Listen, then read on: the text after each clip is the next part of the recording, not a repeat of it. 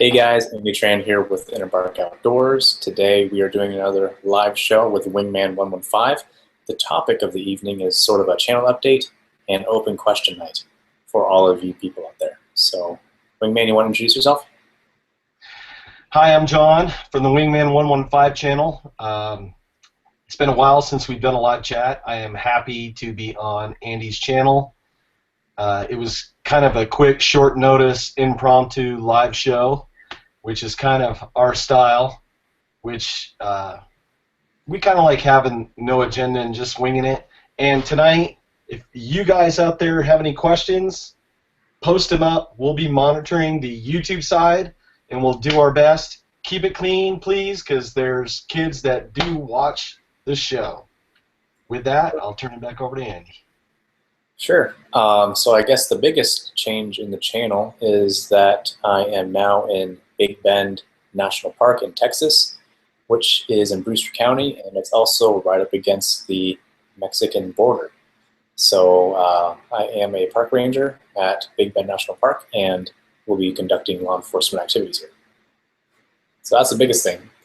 And I have some videos that I filmed before I left that will be coming out shortly once I get the time to edit them. Yeah. I've been on him about posting up some videos because I am a Interbark Outdoors fanboy, just because I love the way that Andy films. Can you describe a little bit? It's kind of a culture shock, I would imagine, being from the Pacific Northwest, and then all of a sudden you're just, boom, transplanted, basically almost like a Sonoran desert type environment. Can you explain maybe a little bit of the culture shock or getting used to the heat as opposed to rain? Well, it's not too much of a culture shock in terms of, like Texas culture. We're a lot more like closely associated with Mexico at this point. The closest Texas town is like 2 hours away, Alpine, Texas. So it's quite the difference from Seattle, where you can walk 2 blocks and get to a grocery store. Here it takes about 4 hours round trip. So that's pretty crazy. Being next to Mexico is really cool because you can get really good tacos just by going across the river legally through the port of entry, and experiencing the culture there. And it's really cool because all the buildings are super old and they kind of have a rustic feel. It's not artificial, like if you went to Aztec or something like that. It's pretty neat. Now, like channel update, if you can give folks like a little sneak peek, like I always like to say, a behind the curtain look at Interbark Outdoors. If you could talk about anything coming up that you have in the works or that you'd like to do, projects. Well, the main thing that I wanted to do in terms of filming here is not only get like the really cool scenery and all the animals and wildlife, but I wanted to do some desert survival videos because Eastern Washington is a desert, high desert, and it does get over 100 degrees pretty easily in the summer. It gets quite a bit hotter down here, and it also has a lot more flora and fauna that can kill you, evidently. When I was here, it didn't take too long before I saw tons of black widows, tarantulas, all that fun stuff, and then crazy amounts of cacti that really can ruin your day if you fall onto one. So there's a lot of things. In terms of, and also I wanted to do an in-depth land navigation with compass and map, because I find that when people are relying on GPS, which is actually often the case here in the park, we're issued GPS devices, but we're also issued a really high-resolution topographic map, but we're not issued a compass. So to show people how to use that when the GPS inevitably will go down would be really good. Yeah, not growing up in SoCal, gosh, I've been here long enough to say I've grown up in SoCal, but you're right. Out here in the Southwest, when you start getting into canyons and draws, everything starts to look the same. And I used to do a lot of geocaching, and you'd get in some of these tight slot canyons, and if you have a GPS that is kind of so-so, you could get in a world of hurt really quick. There's times where I couldn't get a signal because the way the hillsides are just so sharp and deep, it'd be really easy to get turned around. You hear that all the time, and the heat will just zap the life out of you. And if you're wearing dark clothing like this, which is a major no-no in the desert, it's just going to cook you that much faster. So Right. I would imagine that would, one, be a huge, quick learning curve that you have to learn, and a culture shock, as opposed to up in Washington State, you can pretty much wear anything you want, and, you know, out Yeah. here, I mean, water's really rare. Texas now is a different story with all the flooding, but SoCal, I mean, you're going to die out here trying to find water. yeah. And speaking of which, we did have flash flooding, and if you're caught on the wrong side of the river, you might have to spend the night. But that rule, 3 days without water you can survive, does not apply here. We had No. people die that were here for 10 hours and died, Yeah. and it happens really fast. Most people that get in those situations, they are driving around because there's beautiful, scenic roads that go through that are paved, and they see a pull off and a little trailhead, and people are like, "Oh, I've heard about this. Let's do this right now." Little do they know, it might tell you on the pamphlet how long it is, but without any real knowledge of what the weather is going to do to you, a lot of people are unprepared, and they don't end up coming back on their own power. They either have to be carried out in a carrier or packed out, unfortunately, in the body bag. So, yeah, a lot of things like that happen, and I'm going to try my best to inform people through the videos so that they don't make the same mistakes. Because I'd much rather do an educational contact than have to do a search and rescue or a body recovery. End of the day. Yeah, we just had 2 folks within the past 3 weeks, Andy, die from heat exposure. And one was just last weekend on a relatively simple hike, but her party that she was hiking with, she was hiking slow. They left her because they were hard chargers, went ahead down to the parking lot because they couldn't wait for her, and then they wondered why she didn't show up. They went to go look, and she was dead on the trail. So, Yep. And one, you never leave your party. 2, you at least got to have the basic kit, right, with water and all that stuff. Just an appetite for destruction, you know. yeah. Hey, we got a couple questions. Loaded Fist is asking, did Zip move down with you? Unfortunately not. I'm seasonal. What that means is I have a temporary position here at the park full-time. And because I'm not permanent, I'm not allowed to have animals in park housing. So if you're full-time permanent, then you can have a dog or cat or fish even. But for me, unfortunately not. But luckily for me, there's some permanents here that go on trips and things like that and need someone to look after the dog. And like right now, we have 2 dogs that we're watching, which are really cute. So yeah, but no Zip. And that's really unfortunate, but once I get back to Seattle, I pretty much get nonstop time with them until I have to leave again. And hopefully I'm in a park in Washington State where I can come visit him on the weekends. I got to meet Zip when I went up to visit Andy, and Zip is an awesome sidekick. I love little Zippy. Yeah, he's awesome. Got another question from Jonathan Gould. He's asking, what are the requirements to work as a park ranger in Texas? There's requirements for any national park ranger. Essentially, you have to go to a academy, and you have to pass a background exam and a physical exam, and also firearms.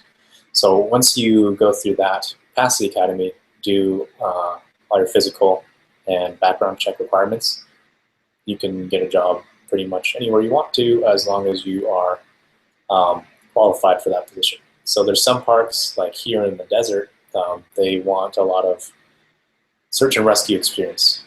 There's other parks like Grand Canyon. They want a lot of ropes experience in case you have to rappel down to get to someone, something like that. And there's also places like Oregon Pipe Cactus National Monument. They want basically SWAT team members in. So every park is different. There's some parks where you'll never write a ticket for like the entire year. It's basically just talking to people. And there's some where you're pulling guns out every single day. So it all depends. But if you go on to if you search NPS Ranger Academy, then you can start to get down that road.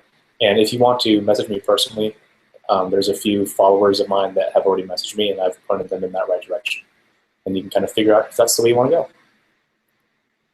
That's cool. See, Jonathan Gold has a follow-up question. It says, what's our backstories that led to our survival outdoor hobby lifestyle? I'm assuming he's probably talking about our YouTube channels. Well, I think we probably have a similar, growing up. We were born into it, essentially. Yeah, pretty much. I was the son of a lumberjack. My grandfather was a lumberjack, northern Maine. Little town of 500 people. Graduating class, 7 towns, 54 kids. It's about as rural as you can get without maybe living in Alaska. And grew up on a lake, used to canoe race, snowmobile, had a trap line, trap for beaver, muskrat, sable, all that good stuff. Dad was a competitive shooter, handguns and long guns. Mom, she's an older woman now, but she still hunts, rough grouse, deer. She even got a moose tag a couple years ago, harvested a cow moose. So, been around that lifestyle, and then YouTube came along, 2006, and I started filming trip videos to share with folks, like kind of sharing home movies. And then I was involved with Scouts, and I've been a trainer through different jobs that I've had, and people said, well, why don't you do video on how to do this or do this? And one thing led to another, and started reviewing gear and philosophy videos and all sorts of fun stuff. Yeah, that's my story in about 2 minutes or less. It's a lot to pack into a nutshell. Yeah. And your story is unique as well. Yeah, I went to film school. I originally, well, from childhood, I was thinking about going to the military for a long time. And when I was going into high school, I started getting into biotechnology, and was going to go into the biotechnology field. Decided that I'd like video a lot more because I was also taking a video class in high school, and decided that working 16 hours a day wasn't that bad because I was having fun. It didn't seem like work, and so I made it my work. That's pretty much it. And if you're new to Andy's channel, you need to check it out because he's filming in 4K. And he's doing some really, really good stuff. Yeah, and I'm filming some stuff here. Like you can see, like the dust in the scales of lizards when I'm filming it. It's pretty crazy. Really? Oh yeah, it's nuts. When I send it out, you'll be the first to see. But it's that's awesome.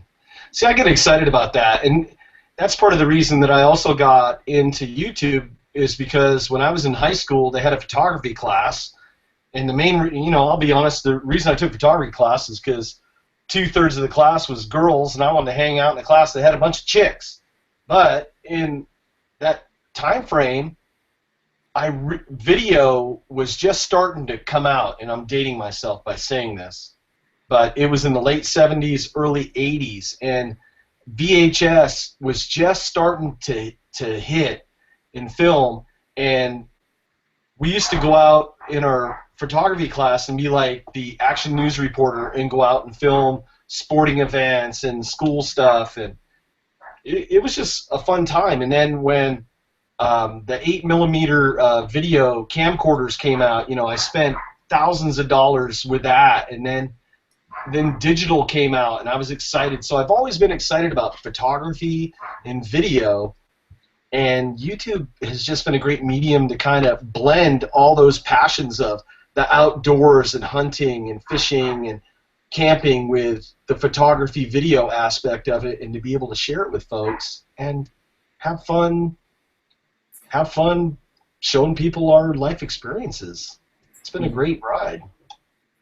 I think Crockett 20 is in the same boat with you. It looks like he used to skip other classes to develop film. I actually did that too 1 or 2 times, but it was in order to get to a deadline. Oh, I love doing slide film. Slide film was awesome because we got to step outside the box and do color, and that it was an awesome experience. The hardest thing was having the dark bag and trying to load film in a dark bag. And yeah, it's like trying to take a bra for the first time. Like you don't know what the hell's going on, you know. I can neither confirm nor deny the presence of nuclear weapons at this facility, sir. No, but it was just great times. And I'm sure Crockett can chime in on the comments. He probably feels the same way when he goes out in the woods. You know, it's just you're sharing the experience with folks. And I'm just blessed that folks want to watch it. You know, I quit doing a lot of trip videos because, you know, it's a lot of time and effort for only 250 views. Right. You know, a lot of people, now everybody wants to watch reviews and, you know, this and that. And like Crockett just did a series where he went hammock camping. And, God, I wish I lived near Utah, dude. I'd be with you every time you went out because that was an awesome trip. And I appreciate guys like him posting stuff like that. I love that side of YouTube where you get to see all the different areas. And that's why I'm hoping you're going to film, you know, the national park and what it has to offer. I mean, I just love travel.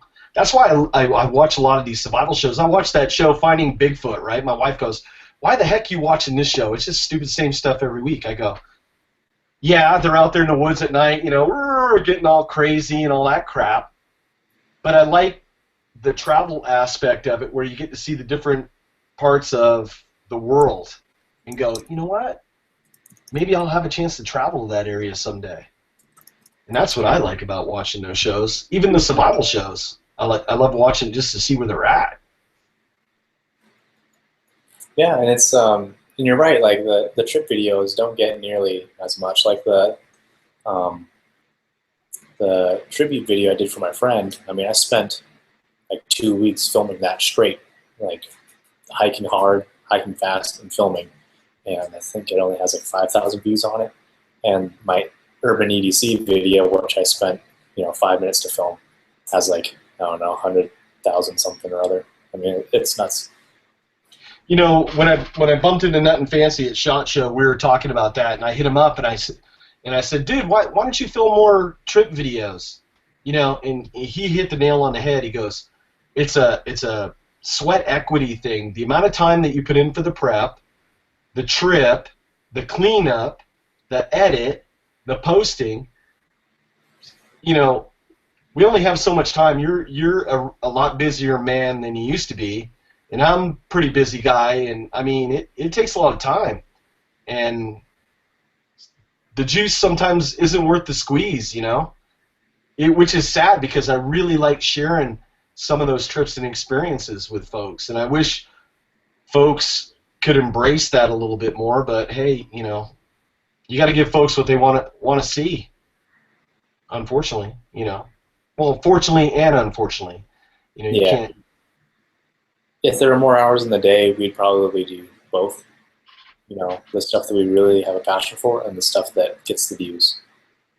But yeah, I digress. Let me check out the comments. Let me see. Somebody's asking what's a good camcorder to use. And people ask me that all the time, and I always say just like knives. It's the one you have on you at the time when you need it. But you know, it's a personal preference. You know, Andy's shooting Yeah. 4K. I mean, I have a DSLR, but you know, we've talked about this before. The one I have is a Canon T3i. It's not an autofocus, so I need either to set up a fixed object in focus or have a camera person to help shoot. And a lot of us, you know, even Crockett and Lewis with LT Survival can chime in. You know, you're a one man production, and you got to do the best you can with what you have. But I like my little Canon Vixia. I think it's a R42 or something like that, and it has an external mic port, which I feel is real important because I use an external mic. And my best film coach is Mr. Tran over there. Helped me out on my channel quite a bit on Yeah, we do a production. little bit of back and forth, you know, in the editing process. I have entered the dojo of film editing of Mr. Trans. Yeah, but I'm a grasshopper as well when it comes to, you know, being old and shit. I'm just kidding. No, but and people ask me, you know, what's the best camcorder, yada yada, and you know, I can't really comment on like other things because I don't use that many cameras. I use my cameras I use for work, and that works really well for me. And a lot of people, that stuff's typically out of the price range when they're talking about doing it for a hobby. So it's Now, we did a live show talking about our camera gear, so folks go. I forget. I think it's on your channel that we might have done it. If you check both of our channels out, somewhere in that cornucopia of videos is a live show that we did on all our camera gear. We explain everything about YouTube and getting started, and it kind of helps you out. And for the gentleman that asked that question, that might help him out.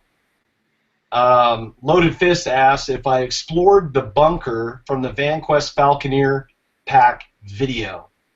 Oh yeah, I've been up there many times. If you watch my video, I think I call it Black Hawk Down Wingman style or something like that. I was up there hunting, and I give you a bird's eye view of, on one side of the ridge is Mexico, Tijuana, and the other side of the ridge is America, and then you got Black Hawks flying around, and it was a crazy day. But every time you go up there, there's never a dull moment when you live close to the border. I'll just leave it at that. There's always something to see and experience. And I might do a video on that someday, if people are interested. But there's a lot of stuff that goes on that doesn't make the news down there, good and bad.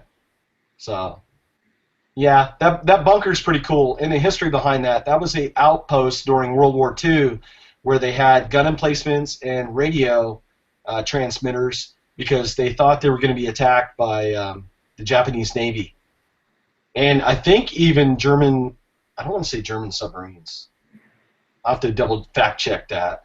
But from that view, I mean, you could probably see at least 25 or 30 miles out. So, I mean, you got a pretty good view. And up top of that mountain is a bunch of TV and radio repeaters. So it's a big place.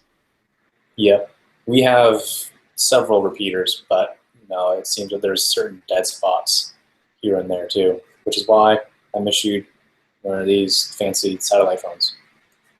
I think it's crazy. Somebody's asking, what campground do I shoot a lot of my videos in? Well, I camp out at the Laguna campground that's up by the Shriners camp. Whenever I camp up there, when you're in the recreation area, you can't go out in free camp just for obvious reasons. I mean, there's just too many people. You got like, what, 2.5 million people in San Diego County. So you just can't have people just in a recreation area just cutting out because you got equestrians and mountain bike riders and hikers and all that, archery, hunting.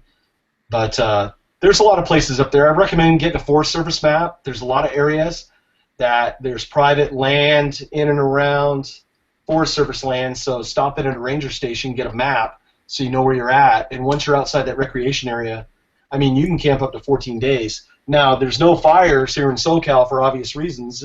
If you strike a match, I mean, the whole state's going to go up in a flaming alpha. But, you know, you can go out there with a stove and camp out. And my buddy Haas and I, we've done that a couple times. We've done some bush camps. There's one also, I keep doing these shameless plugs for videos, but to give folks reference, I think I called it the government shutdown camp out or something. And you can check that out. We were hammock camping and had a good time. Let's see.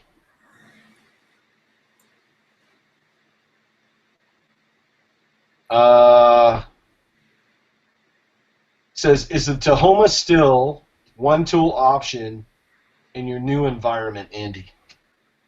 Yes. And you know, unfortunately, in the park, I'm not allowed to use it because obviously you'd be destroying natural resources. But you know, it still performs just the way it should. It still chops really well. I don't need anything bigger. Don't need anything smaller. It still works really well. But yeah, that is unfortunate. You know, I can't do the things that I would normally do in, you know, a national forest, in a national forest, something like that, where I can, you know, practice and actually use the materials. So here I have to abide by the rules just like everyone else, and I enforce those rules just like any other officer would. But yeah, it still performs just as well. I mean, I haven't taken it to an environment yet where it hasn't done what I asked it to. In the Amazon, it did well. Maybe the only place would be like the Arctic Circle or something like that. Yeah, would probably be the only place that I can imagine it wouldn't work and do everything I need to.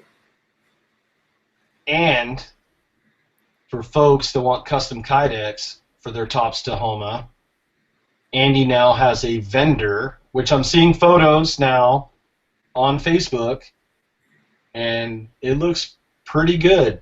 If you want to give a shameless plug to the vendor.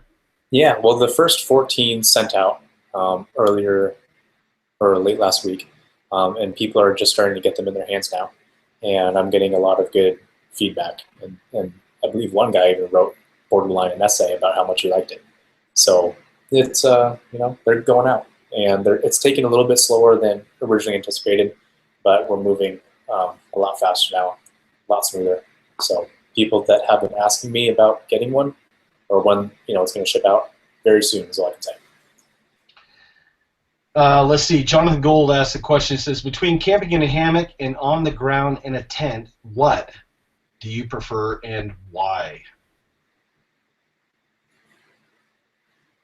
I like hammocks, but I mean, here I can't set up a hammock. A, there's not many trees, and B, you can't use hammocks here in this national park. So stuck to the ground, unfortunately. For me, it kind of depends on the situation. I have a Hennessy hammock. God, I can't remember, the Explorer XL or whatever. I bought a big one, and I think for me, I think it's almost too big because I'm still trying to dial it in, you know. But you know, maybe even Crocky can say something in the comments about this. That one thing I like is having a place to sit, because I don't usually bring a chair or anything with me, and it's nice to have a place to sit and cook, or you're under a tarp out of the elements, whether it be the sun or the rain, and that's a definite pro of it. A lot of people, you know, it's like anything, just like people pick knives. You're either going to love something about it, or you're really, really, really going to hate it. And I think they both have their place. It's nice being able to camp if you're on an incline, and you can still set up your hammock, you know, right on, you know, level. But you know, some people just can't get used to it. You know, I like to sleep on my side, so it's kind of tough on me having to sleep on my back all night. But I mean, it's not a deal breaker. Hey, Crockett says, he was visiting a friend in Idaho. Said the owner saw his knives and asked if he knew what the tops Tahome was, and was freaking out about it. They loved it. Awesome. I like the top stone still. I'm designing another knife for like law enforcement specific or self-defense. I'm not going to sugarcoat anything. It's made for killing people if you need to. But yeah, that's like the whole other spectrum. You know, the Tahome field knife is kind of like a peace tool. It's made for surviving and building things with other people, and this one is purely for self-defense. So I'm really glad people are liking my designs. It's really neat. No, that is cool. I'm looking through the comments. Andy and John, what are your thoughts on body armor? Do you guys own soft armor or a plate carrier? I own both. On duty, All I have is an LBE. I don't have any armor other than my X-Men chest, which isn't going to stop too much. Oh, shameless plug for Andy's shirts here. I'm wearing one too. Yes, I actually bought this shirt, by the way. It wasn't comped. Well, if you had asked, I would have given you one. No, I know. No. I thought the logo was cool, so I went on his site and went and got it. Yeah, girlfriend did that, believe it or not. And she's actually the one that told me to start the YouTube channel, because between, you know, my big gigs that I got paid for, I wasn't doing much, and I was like camping and hiking and stuff like that. And she was like, "Well, you know, there's people online that do that. You know that, right? How about you film it?" And I was like, "Oh, okay." So there we go. Let's see. A lot of people are saying there's a 5.5-inch limit on fixed blades in Texas. Says you can walk around in public with an AR. You can't walk around. Hey, that's why you got to know your knife laws in each state. It's very important. Yeah, and you would think out of all states, Texas would be like totally, you know, good to go on this sort of thing, but it's not, unfortunately. And see, like California is totally different. You know, oppressive gun laws, liberal knife laws. It's really bizarre. Doesn't make sense. How about we do this? How about gays can marry, which they can now, which is good for them. You know, we can have our guns. Everyone can have their religion. Everyone not be an asshole. Boom, everyone wins. Anti-trans president. But, you know, unfortunately, it's not that easy. I think it's human nature to kind of oppress people. So, whatever. Yeah, Knife and Gun says no Bowie blades either. And that's weird because Jim Bowie at the Alamo, which happened to be in where? Texas. Mind blown. That one's crazy. Yeah. Yeah, I want to give me a plate carrier, but, you know, this little thing called money gets in the way all the time. I'm always looking at new camera gear. I'm always looking at new gadgets, and it's like everything, like your preps, right? You know, nobody wants to do first aid kits, but you need first aid kits. Right. You know, it's one of those expenses that I need to buy once, cry once, but I just haven't gotten around. You know, the daughter's getting married, so guess what? Dad's broke here for a couple months. Got to take care of my baby girl, so. I got to send you a care package with, like, manly things to make sure that you don't shrivel up like a... Please. No, I mean, I have my soft armor, which is what all law enforcement wears on a daily basis. And then I have hard armor for when things get bad. And honestly, I would rather wear the hard armor. It's a lot easier to keep cool. It's a little bit heavier. Well, it's a lot heavier. It's bulkier, but you can carry more stuff on your person, you know, up here versus like on your belt. And, you know, you can actually blow air into it versus concealed vest, soft armor vest. It's like really hard to get underneath it. Yeah, but I have both. I also have a helmet, you know, because if the event dictates that you wear a vest, you should damn well wear a helmet too. Just saying.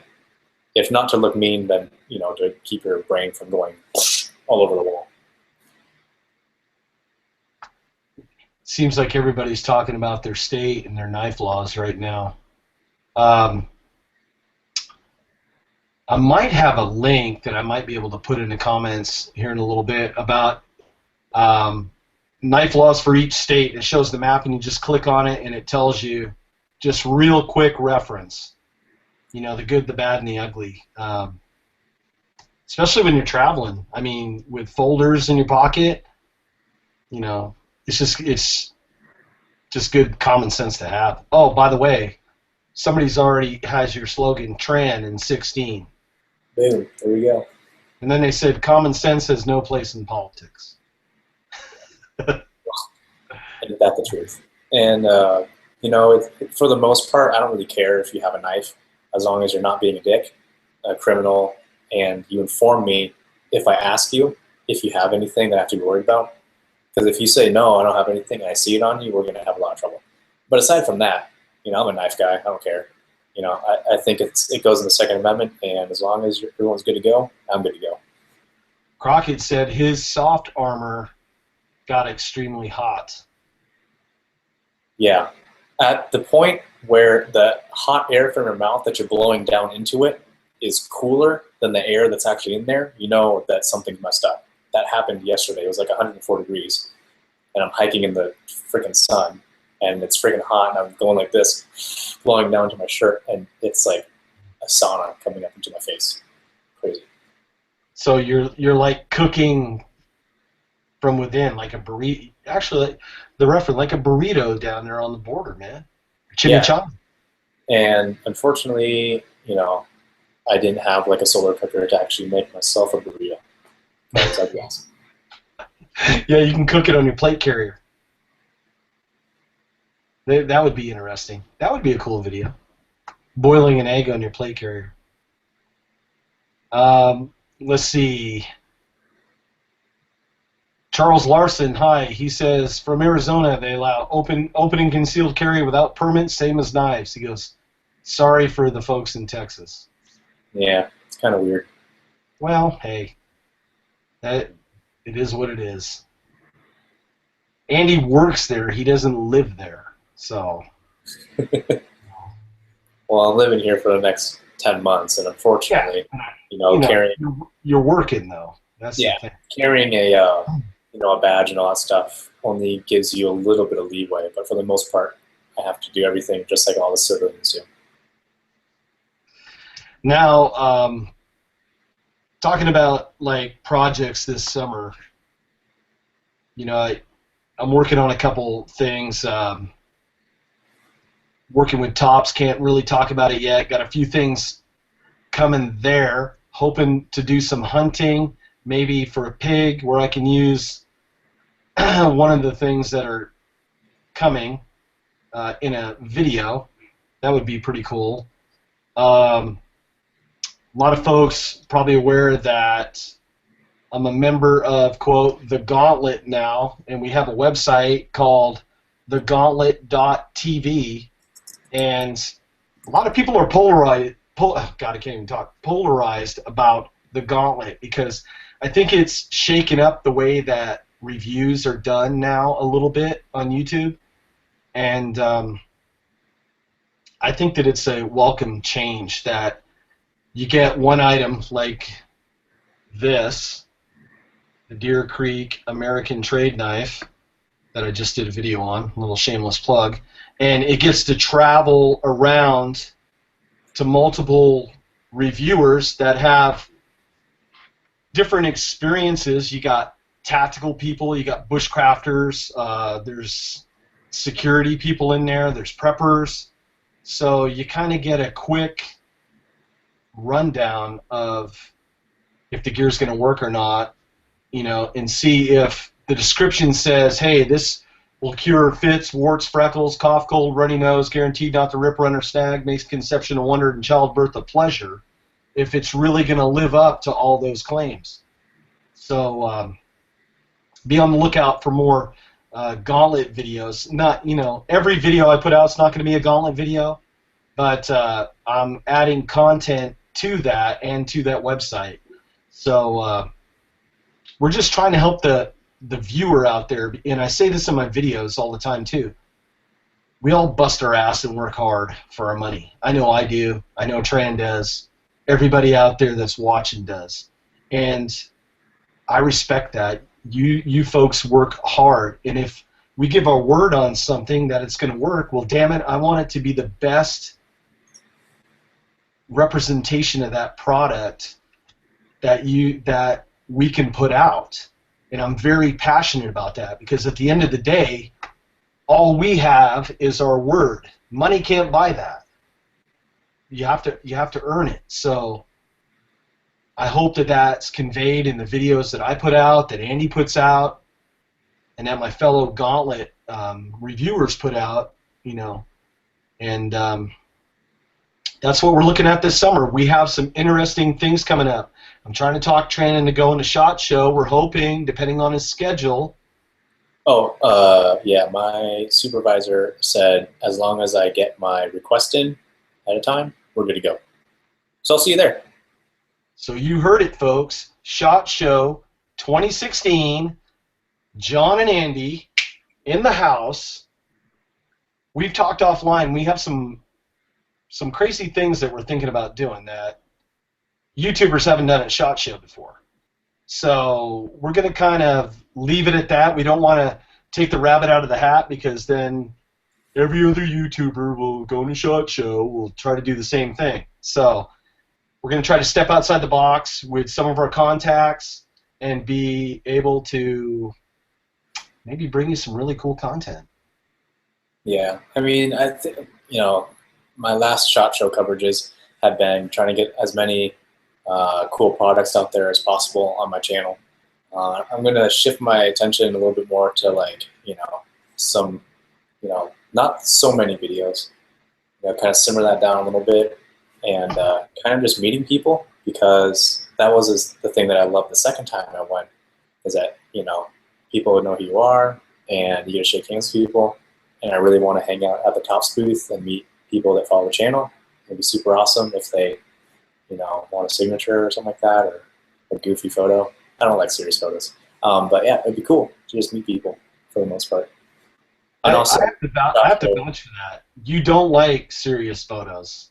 No, I don't.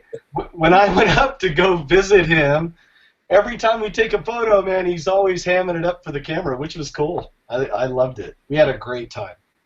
Yeah, because, you know, would you rather have, like, when you're showing people a photo album, you know, 30 years from now, do you want it all the same stupid smile? Or do you want to have some fun with it? I'd rather have fun with it. Shake it up a bit. Okay, Big Daddy, Brew Daddy, I can't even see without my glasses on, had a question to everybody that was in there. Says, what would you, let's see, the thing's scrolling here.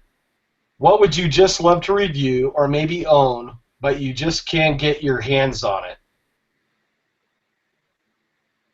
I'm contacting a company right now, so I will not comment on that, because that's in the works. And I will be buying that with my own money, which my girlfriend knows about. So if she's watching this right now and be like, "What are you talking about?" He's like, "We've already talked about it." I don't know. There's not much I really want to review at the moment. I want to do some body armor tests, which would be really nice, but that would be expensive and lengthy and filled with laboratory, you know, settings and testing and stuff like that. So yeah, not a lot for me. How about you, John? I have 3 things that come to mind. One is the Sly Steel Kuma Lone Survivor, where maybe after paying for the daughter's wedding could be an option.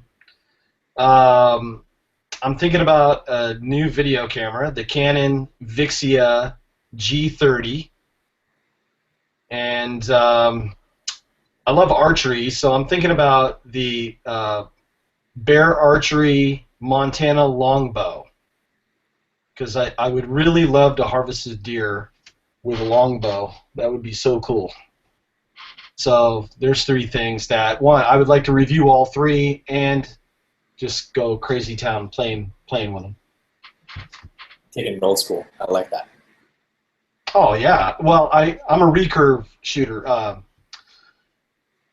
You know, we're in different camps. I don't like using bow sights. I'm a traditionalist. I just love the old school, and I shoot recurves in my backyard here in suburbia. It helps like decompress at the end of the day. Just go back and shoot and have fun. You know. And if I ever go to Washington State, we'll go bow fishing with Andy. Absolutely. And I would love to do as well. But yeah, like for me, I'm a rifle shooter, so I love using sights and really dialing those things in and taking longer distance shots. But in terms of like reflex shooting, like John does very well, I'm not very good. So again, when you come over here with your bow and we go bow fishing, I need some pointers, but mostly practice. Well, see, I grew up where Fred Bear, I'm kind of like the Nuge, right? I grew up where Fred Bear was a major influence in archery. And I remember watching Fred Bear's, God, they weren't videos back then. They were actual like movie, 8mm movie shorts. And I just love how he was a snap shooter. And is it like the most accurate? No. But that when you're hunting, newsflash, animals don't wait for you to sight and acquire and all that stuff. You got to be able to instinctively shoot and draw and release at the same time. And Fred Bear, he was the master at that. I mean, he's got videos of shooting Kodiak bears in Alaska and moose, and I mean, he held a lot of world records, and he was one hell of a snap shooter, And I figured, well, if it was good enough for Fred Bear, guess what? It was probably good enough for me. So we would shoot pie plates, put them up against hay bales, and we had a 2-acre lawn, which was a small lawn back in the day, and we would just sit there 10 yards, 15, 20, see how far we could get back and still hit a pie plate, and usually about 30 yards. I mean, probably a 60-40 chance, but I was a kid. But in Maine, if you're in the woods, you're not going to see a deer. 30 yards is a hell of a long shot in Maine because the woods is so thick. You're talking 15, 20 yards. And even today, that's why I love doing pellet gun hunting, because of the challenge. You have to stalk. You have to get close to that prey. Can't just sit back 150, 200 yards, take something out. You got to get up on it. You got to have some skills, and it just hones your mind. I was out Monday. I'm losing track of the days, and shot a video and then hunted the rest of the afternoon. I was in seventh heaven, just walking around the woods, stalking. It was a great time. Let's see. Wingman, I have a left-handed son. Is the Genesis bow a gimmick, or does it work? I don't know. I haven't had any experience with a Genesis bow. I'm a good left-handed recurve. Hamock makes Hamock Sage in the left hand. Andy turned me on to that. $150. You can probably get them on Amazon for like $130, depending on how big the kit is, right? You can get different limbs, 30, 40, 45-pound limbs. Yeah, get the riser, left-handed riser. Yeah. The limbs are dirt cheap, and then keep the same length string. Somebody's saying the Primal Gear Unlimited Folding Bow is an impressive bow. And I'm going to keep it real. If you're going to shoot a bow, shoot a bow. I think if you're going to keep it in a truck for survival, whatever, then maybe. But if you get a takedown bow like that Hamock Sage, or even Bear, I think makes a Kodiak takedown. And I mean, it's going to be a hell of a lot better bow. It's going to last longer. I'm not going to say that Primal Gear isn't going to do what it's designed to do. I would love to shoot one to find out. I'll do the BS detector on it if Primal Gear wants to send me one, and I'll eat my words if I'm wrong. But go to a flea market, buy an old fiberglass Bear bow. I mean, you can get them on eBay. Start off with something like that. Figure out if you like it. Dave Canterbury has tons of videos like that with these old Martin archery fiberglass bows and the Bear bows like that. They're awesome piece of kit. And when you buy a bow like that, it actually keeps archery fun. Whereas when you're using a survival item, they're typically not tack drivers, and it just kind of takes the fun out of it. Trying to hone your skills. So I think buying a really good bow, like a Hamock Sage, which is mid to upper, I think. I think you'll have a lot more fun and you'll practice more. And I think that's more important than having something that's, survivally. It's a good skill to have. If the grid goes down or whatever, and you got to rely on something like that, it would be a great, just another tool in your arsenal to be able to function. Ben's checking in from Living Survival. Hey, how you doing, Ben?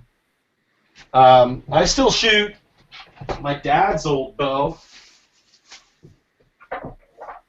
and this bow is a Browning Cobra, 50 pound. Had to put on a new arrow rest recently, and I bought a Flemish fast flight string for it. But it still shoots, man. I just love this bow. I mean, let me get it up close. Just the wood in there. They just made pieces of art back in the day. And this bow is probably 50 years old. No cracks in the fiberglass, none of that. Still going strong. So you buy something, God, it's gonna last you a lifetime unless unless you're shooting 30, 40,000 arrows through it. Then you might start getting stress cracks, but if you spent $300-400, I think you got your money's worth if you shoot 40,000 arrows through it. Yeah, if you did that for a rifle, I mean, good Lord, it paid for itself halfway through. Ben says he has a Super Kodiak and he loves it. Super Kodiak's an awesome bow. Bear makes some nice recurves. So does Martin. Ben Pearson, they're making less and less because everybody's going compound now and got to shoot bow sights, but there's still some great custom people out there too that are making really, really good stuff, but you're going to pay for custom. But I'm thinking about doing some archery videos. I haven't done any one because there's a lot of people out there that do it a lot better than me. They just do. I mean, that's their total gig. They live, eat, breathe archery. So they can convey that thought maybe a little bit better. And I have a lot of hobbies, man. Between air guns, archery, mountain bike riding, I mean, photography. I'm really deluded on stuff like that. You got any more archery videos maybe lined up in the future? Well, not for the next 10 months. I don't have a bow here. I think bows, because they're hunting, that are primarily used for hunting, they're considered, well, yeah, they're considered hunting tools here. And since there's no hunting in the national parks, I decided not to bring it. So probably when I get back, I do have a video that I did edit, or not edit, but I shot in regards to switching out my whisker biscuit for drop-down rest. So I'll do a comparison video on that. And man, a lot more accurate and about 10 feet per second faster. Pretty cool. Now, I'm going to let the cat out of the bag, and somebody might do a damn video on this, and I'll track you down. I'll know where you live if you do. I'm going to do a video. I have a crawny, and I'm going to do a video where I compare the HFX Slingbow with, I'm going to try to put 50-pound bands on it, compared with, say, this, the 50-pound Browning Cobra, to see just feet per second. And we'll just do like 10 yards through the crawny and see what kind of averages that we get out of that. I think folks would be interested in that, because in California, Chief AJ just got approved. You can use a Slingbow now to hunt. So I think one of the requirements was you had to be able to shoot an arrow 150 yards of flight, and he accomplished that. So they gave him the green light now to start using Slingbows for for deer. That's pretty awesome. Congratulations to him. Oh, Chief AJ's awesome. He holds the world record like for slingshot shooting. He was on Top Shot. I know that he held the Guinness Book of World Records, and this guy's in his late 70s. Badass old school Marine. Used to work out with Jack LaLanne. I love history, so I always have to throw little pieces like that in there. Over 25,000 consecutive shots without a miss, shooting at discs. That's just insane. That's mental conditioning. That is. That's like being a Zen moment right there. Just insane. Somebody asked, Wingman, was your dad an outdoors person? Yes. I might do a story about Dad. Dad and my grandfather had a house fire a couple years ago, so I lost a lot of family heirlooms, photos and stuff like that. Hopefully, in my travels with my mom and my sister, if I can get some photos, I might talk a little bit about growing up in Maine. I had photos as a kid, but some of that stuff got destroyed in my house fire, unfortunately. But that would be an interesting story. Dad was a lumberjack for a lot of years. My grandfather was a lumberjack for many years in northern Maine, back when you used to harvest with horses, and you would take them down logs to the rivers during the winter, and then in the spring they would have the log runs. So there's some good stories there. I might do a story time like that, maybe with some photos, if folks are interested in stuff like that. I love history. What's that? It's a dangerous job. Oh, I asked my grandfather. They would lose 2 or 3 people a season doing the log runs, because you're trying to break up a log jam and you slip, fall in the drink, and then all of a sudden, logs close in over you, and then unfortunately, you drown, and the water's so darn cold too in the spring, with ice flow just leaving. So it was a rough lifestyle. My dad worked in the logging camps, and he'd be gone, 4 or 5 days a week, come home on the weekends. And so there were stories, and when I got old enough, I would go with him in the summertime. Maybe if I can find photos of when I used to work for the Maine Forest Service, 15 years old, on a helitak crew with the hot shots in northern Maine. You're not going to see any 15-year-old nowadays doing that. But hey, that was the late 70s, early 80s. There's some pretty cool stories. Got to be on some big wildfires as a teenager. Yeah, well, child labor laws created a bunch of modern pussies, if you ask me. Yeah, I had to get my parents to sign a permission slip, and that was just like they called down to the Forest Service, talked to the ranger, and they said, yeah, it's okay for my kid to do it. Okay, have him come down, we'll start training him. So I got 15 years old, man. I'm driving fire trucks, dump trucks. I mean, it was fun living in Portage Lake, Maine as a kid. Let's see what Crockett says here. He says, question for both of us. If you had one thing to do different with your YouTube experience, hindsight 2020, what would it be?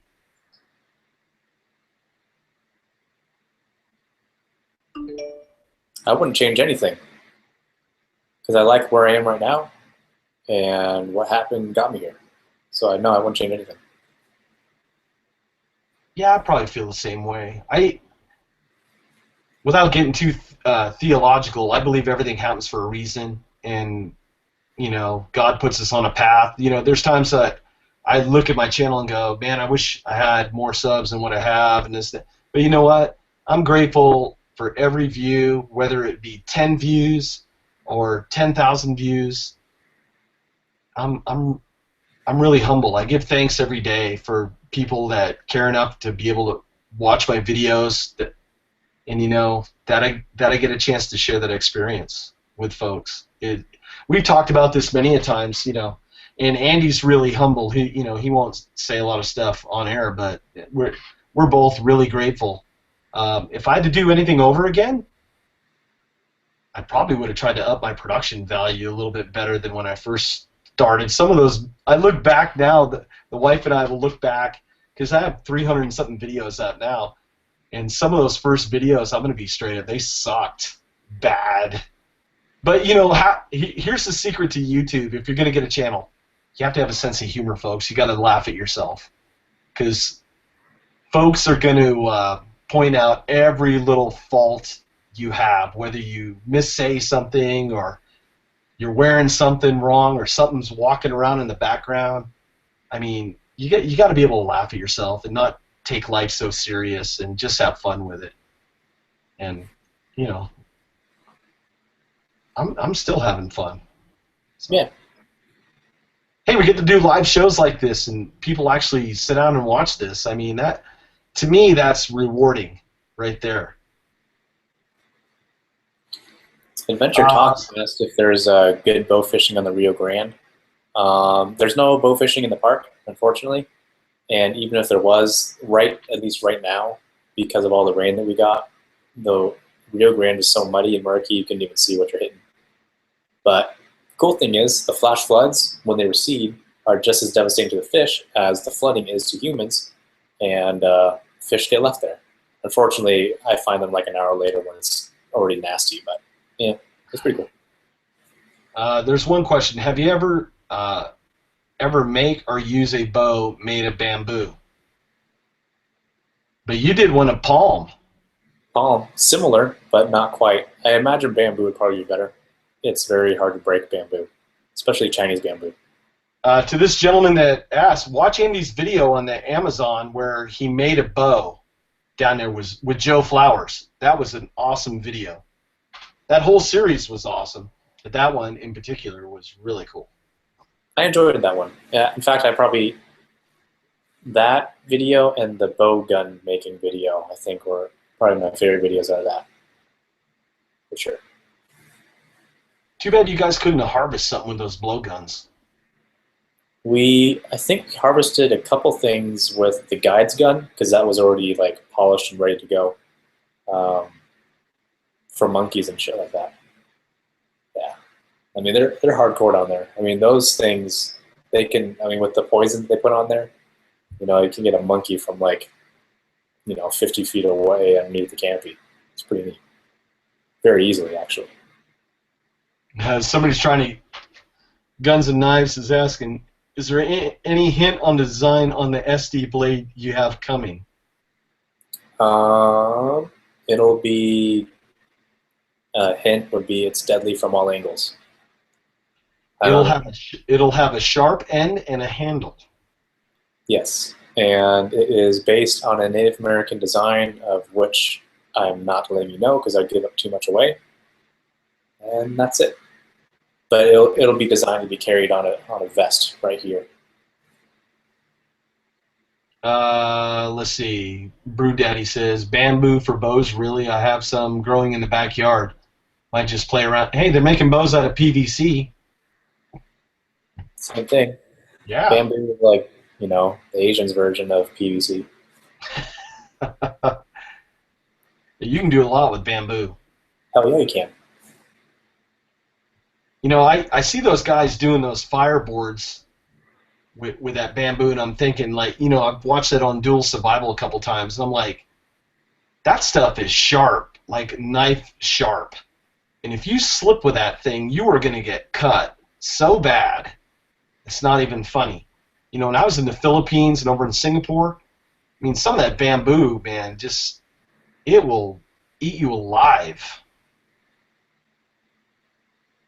And you're sitting there with that fire stick and you're going like this. I can just picture somebody sliding forward, and then the sharp edge of that half-round bamboo just filleting your hand right open. Yeah, and I'm sure that does happen. But precautions, I guess, just got to be made. Yeah, if you need fire, I mean, what are you going to do, Risk versus reward, right? Yeah. But, if it plays out, you can, seal up that wound with the fire that you just made by cauterizing it. You got a compliment saying you got the best video quality on YouTube. Thank you. And I believe he asked me a question earlier if I do any sports. The answer for that is no, I do not. I rock climb, which is not, I guess it's a sport. A mountain bike, again, not a typical sport. But for the most part, right now, I'm doing Insanity. And I let my body go a little bit over the past few years because I've been doing so much work in editing. But the insanity kind of reversed about 80% of that so far in the past couple months that I've been doing it. And I'm not sure if my girlfriend would agree, but I feel good. Yeah, I just got a text from Mike from Blue Mountain Bushcraft and Outdoors that says, check out the Trade Tech Titan Takedown Recurve. So if folks are looking for another takedown bow, and Mike is an avid archer, so he knows what he's talking about when he's saying this. I'm going to have to check that out myself. Thanks, Mike. See, we're even getting questions text in. It's awesome. Well, it's better than, someone waiting for the mail. Yeah, or a pigeon. What's your thought on fat guys in the woods? They'll probably survive a little bit longer than skinny guys in the woods. Being a portly dude myself, I enjoy it.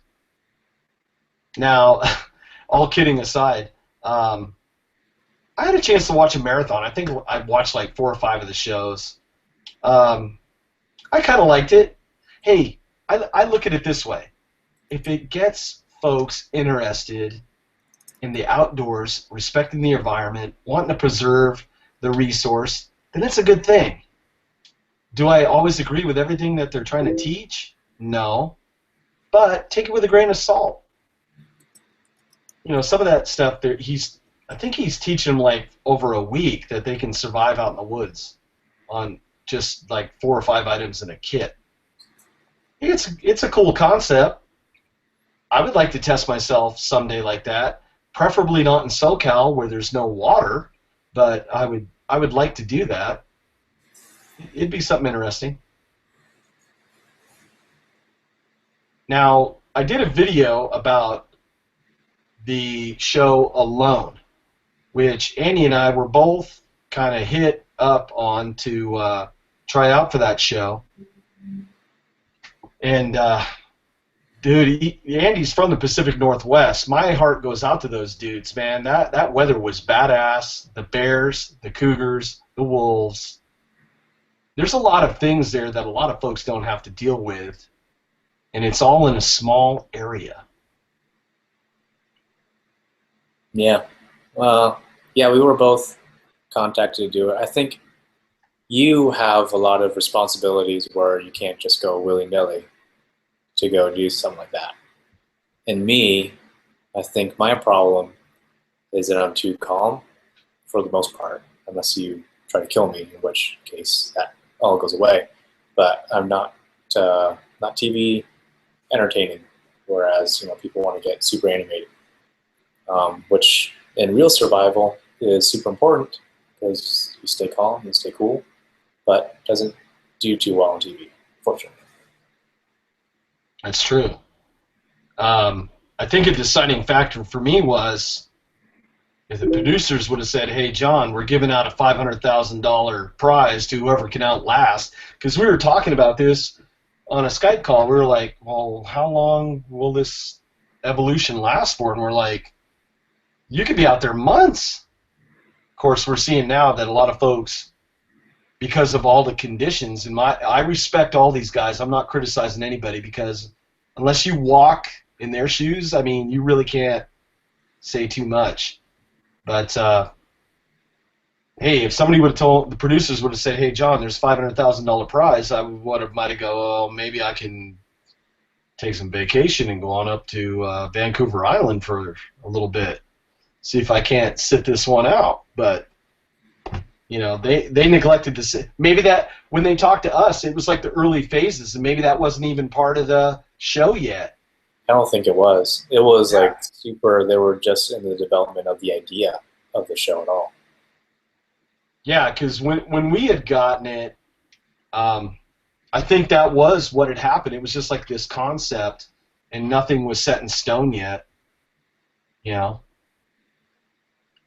Somebody's asking if I will review the Condor primitive bush tool. I'd like to. I've seen it at SHOT Show. On a lot of people, you either like Matt Graham or you don't like Matt Graham. I was looking at the knife. I think the knife has some merit. It'd be fun to try it out. Hey, I'm a gear reviewer. You know, I would love to be able to do that. If Condor wants to send me a blade, I might even pull the trigger and buy it on Amazon now that you can get them. They're like, I don't know, 65, 70 bucks, something like that. So I might do that. Crockett says he binge watched the show alone over the weekend. He goes, it's such a great show. I enjoyed it, and I like watching the YouTubers that are on there. Mitch from Native Survival, and Joe, and the gentleman from New Brunswick. You know, it's a pretty cool show. Yeah. I think it would be a lot more dangerous, though, I think, down here. Because we have bears, we have cougars, but then we have, like, the heat, which was described to me as oppressive.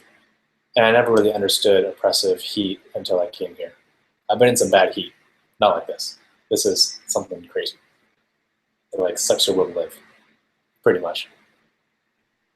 You know, my respect for the Hopi Indians and the Navajo Indians and all that lived all along the Southwest and was able to thrive and have a culture.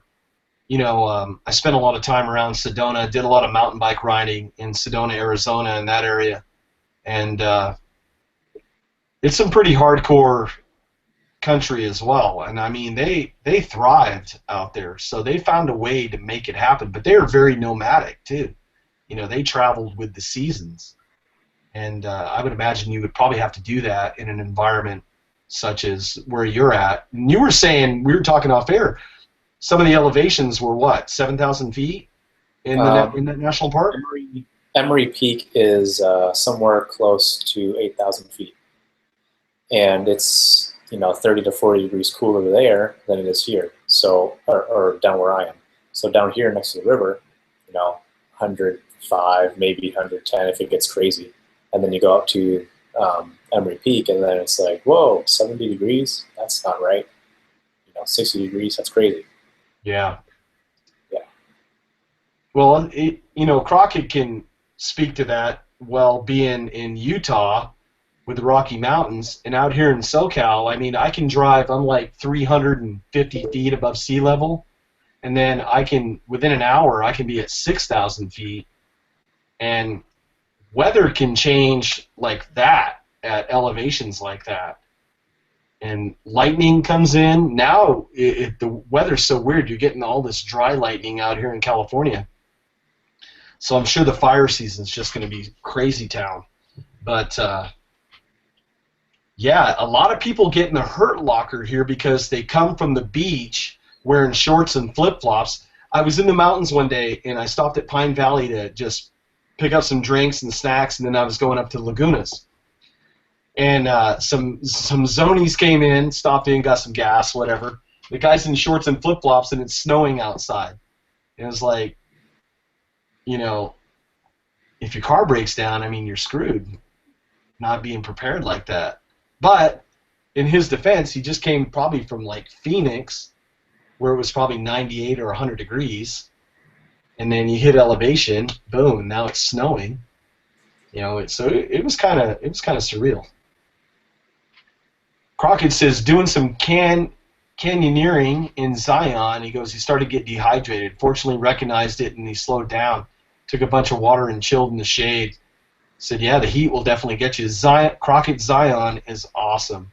Andy, if you get a chance to go to Zion National Park, dude, you got to do it. It is. I have a friend there. I have a friend that's a ranger there, and he's enjoying it a lot. He loves canyoneering. I love Zion. I had a chance to go there probably about 10, 15 years ago. It was nice. I think Crockett did some videos there where he was doing canyoneering, like he was rappelling down these waterfalls, if I remember. That's how long I've been a fan of your channel, Crockett. A long darn time. That's what I love about YouTube. We're all fans of everybody's channel. You know, it's such a cool community that we have, that we're blessed to be in. You know, I'm just having a good time. Is there any predominant I don't want to say attraction or feature in Big Bend that you would like to check out in the near future?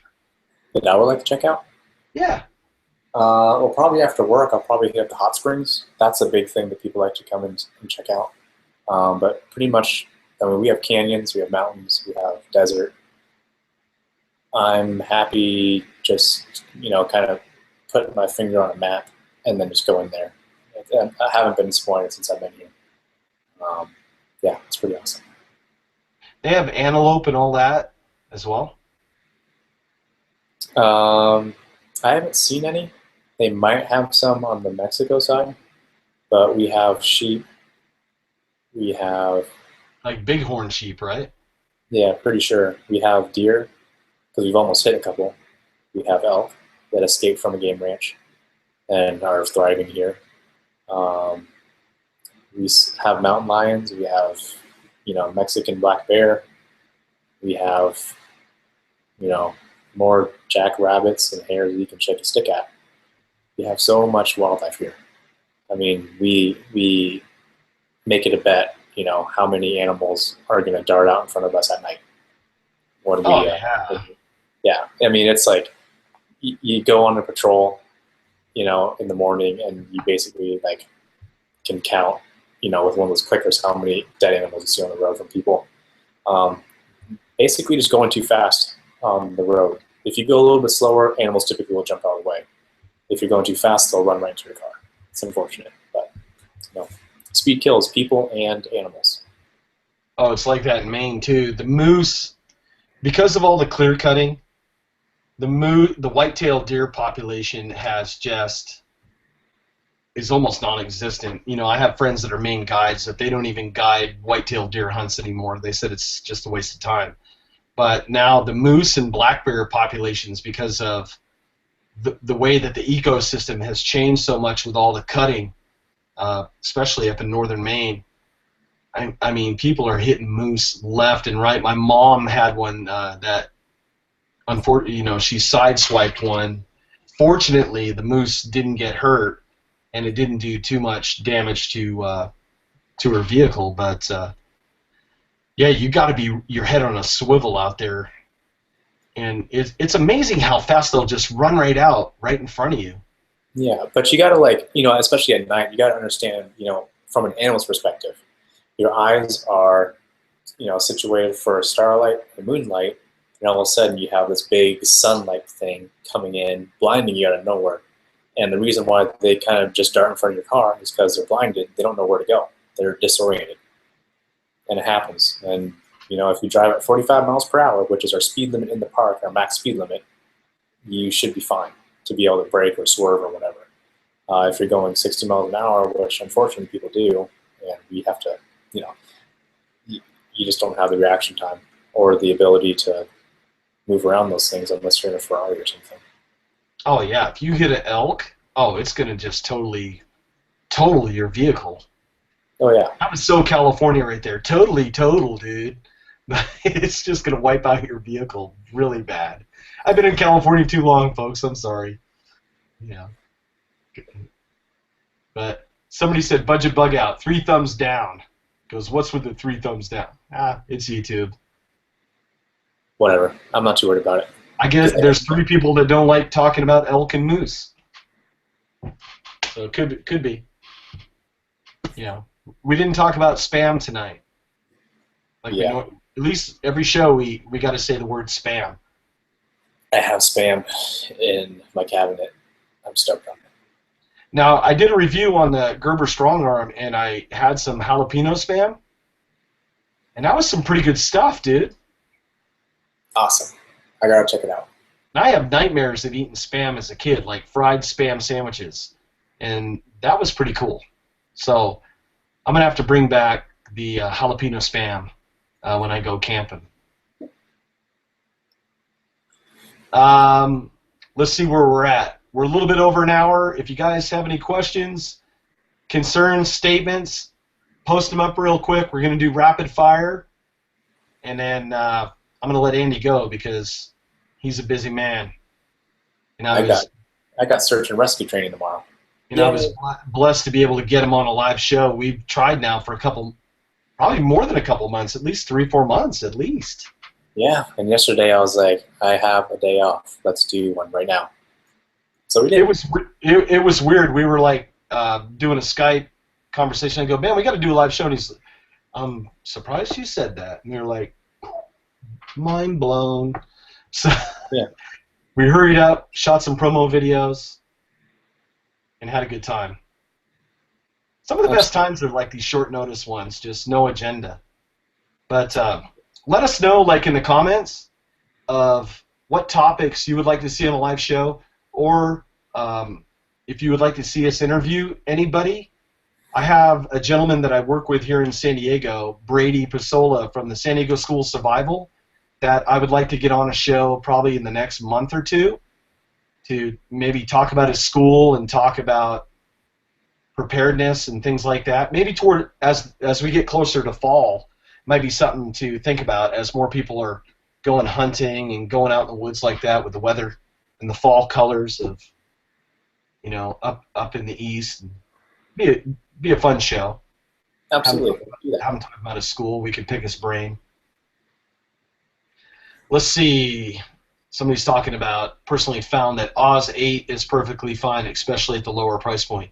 Must be talking about Cold Steel, yeah. Cold Steel loves using Oz 8.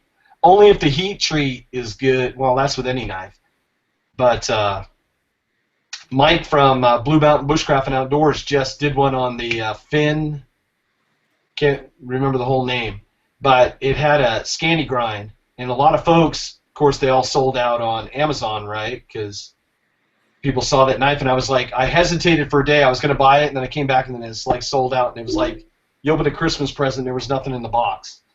And a couple people have been having issues where the blades have been, edges are rolling with that. So they must have had a batch where the heat treat was a little bit off. But, you know, Oz 8, I got a couple knives that are Oz 8. It's a pretty good steel. Let's see. Schmoley says his house is at 4,700 feet and his archery camp is at 9,450. Dude, you're up above the tree line at 9,400 feet, dude. Nice. Where's that at, Schmoley? We're coming to your house. Let's see if he puts it in there. Yeah, I forget there's like a 30-second delay. But, hey, if you got a hunting camp, archery camp, way out there in the bush, you're at 9,400 feet, life's good. What's our opinion on the Busey Knife Company? No comment, because I'm a designer for Tops Knives and they are competitors.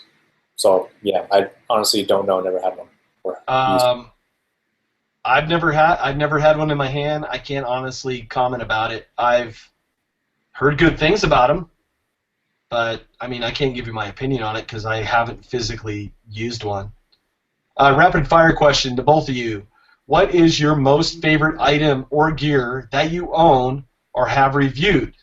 I'm assuming Tops Tahome for Inner Bark Outdoors. Oh, I'm glad Josh got his sheaths. I'm glad he likes it. I'm going to do a review on my newer pistol. That is probably one of my favorite things. Yeah. I mean, I can't, you know, for me, the Top Stone Field Knife is not a review, it's an overview. Because I can't review a product that I designed. That doesn't make sense.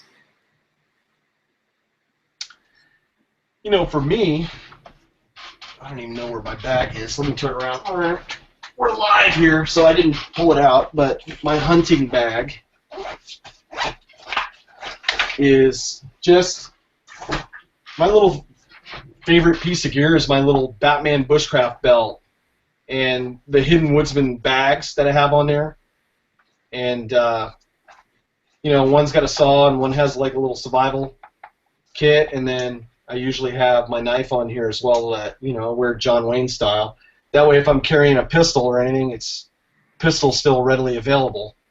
But, you know, that's one of my biggest favorite pieces of kit that I just like. I love that Malcolm from the Hidden Woodsman.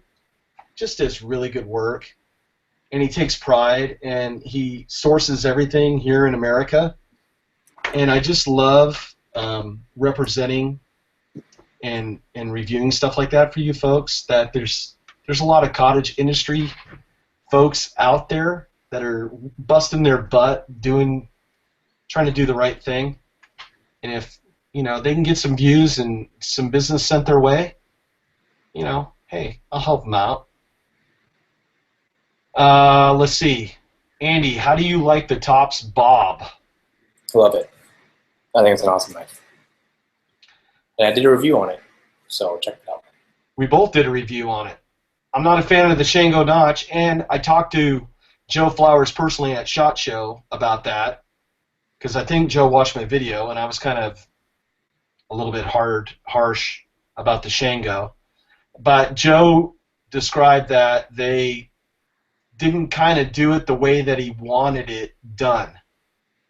And he explained a few things on how to improve that, and hopefully I can get him on video and we can talk about that maybe sometime in the near future. Yeah. I enjoyed having Joe on the last time we had a live show. I like Joe. Oh, it was a funny night. Let's see, John, do you know any knife stores in San Diego, not Walmart or REI? Unfortunately, with the internet, most of the knife stores are gone. There's one place up in Julian, which is a little gold mining town, probably about 50 miles east of San Diego, that has a knife shop. And then there's a couple custom makers here in San Diego. One is Anza Knives. They make knives with files. And I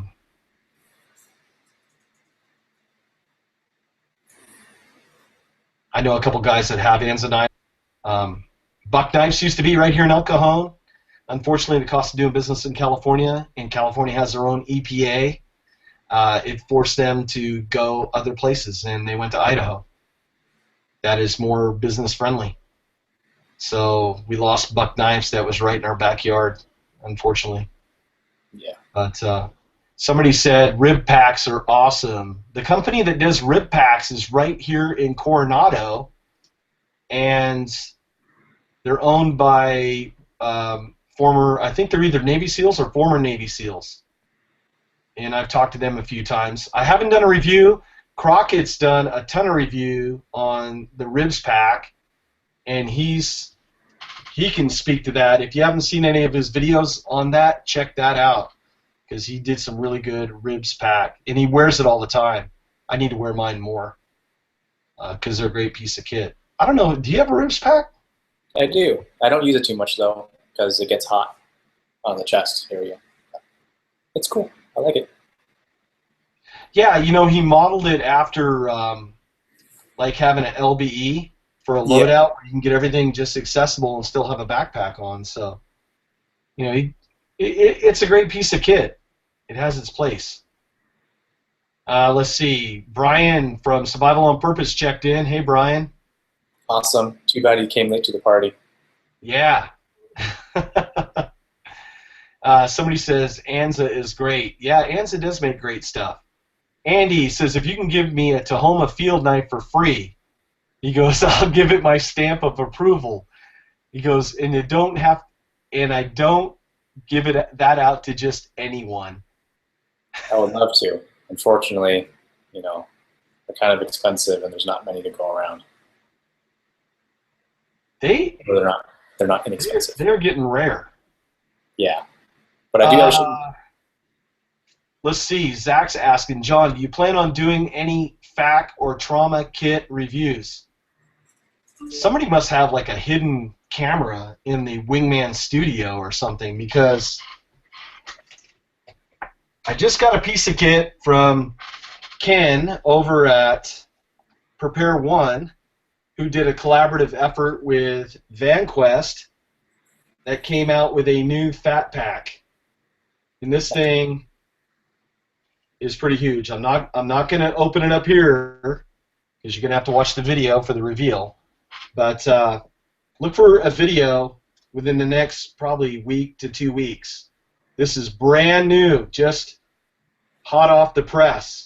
So These are coming out this year from VanQuest, and I think you can get them over at helpprepare.me. That's Ken's website for Prepare One.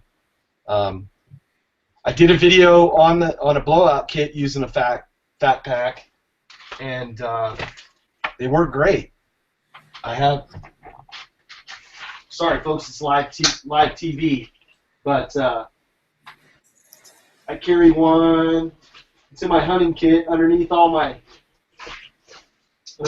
stuff, where it should be more accessible, right? But I do carry it. I use the product that I review, folks, just in case. I'm out there knife testing. I cut an artery. You know, it's nice to know. Well, nice to know. I guess I'd be happy to have my SWAT tourniquet and all the stuff that goes with it. And I have a video on that as well. But kits like that, worth their weight in gold, especially if you're by yourself. Which most of us are for the most part. Yeah, with my job, I'm off a lot of weekdays, so I'm heading out to the woods by myself. So, you know, if I get hurt, hopefully I might take a situation that, you know, where I bleed out in a matter of a minute or 2 minutes, and maybe I can stretch that out to a half hour or 40 minutes and be able to get to where I need to go, or at least get to land. And heaven forbid you have a negligent discharge or you get shot by somebody, you know, heaven forbid. You never want to think of that, but you always want to, you always want to hope for the best and prepare for the worst. Let's see. I'm scrolling through. Do you see any comments here real quick? Opinion on the Gurkha Kukri? I think it's a pretty good knife. Never used one though. It looks to be more traditional than most. But it's about an hour and a half. I think we got to wrap it up, yeah? Yeah. Yeah. Don't want to get this too long. Otherwise, people are going to be watching a 2-hour video. Yep. For a rerun. Well, I'd like to thank Wingman115. John, thank you very much for getting onto a live chat in such short notice. Folks, I always look forward to getting on air with Andy. We're really good friends. And the way you see us, I mean, we're just real people. We love joking around. We love not taking ourselves too serious. And, you know, we're just two crazy, zany guys out doing a live show. Hopefully you guys have been entertained for, what, an hour and a half that we've been doing this. And hopefully we can produce and do some more shows for you guys and get some guests on. Maybe we'll get Crockett 20 on one of these nights. I think we should. Crockett, I'll be getting a hold of you, buddy. Hopefully we can do a show soon. Absolutely. But I want to thank Andy for taking time out of his busy schedule because he started a new job, and I know how hard that is, trying to get acclimated to what's going on. So mass respect, dude. And hopefully we'll be able to get back to a schedule here maybe in the next couple weeks to a month where we can start maybe putting something out at least once a month or twice a month. Yeah. And as we do, follow along on the social media, Facebook, Twitter, Instagram. I mean, that's the fastest way for us to get the word out. Absolutely. So, thanks for having me on. I appreciate it. And I look forward to seeing all you folks out there. And thanks for watching my videos. Ditto on that. And thank you for everyone who contributed to the live show. Always enjoy your comments and questions. And have a good night.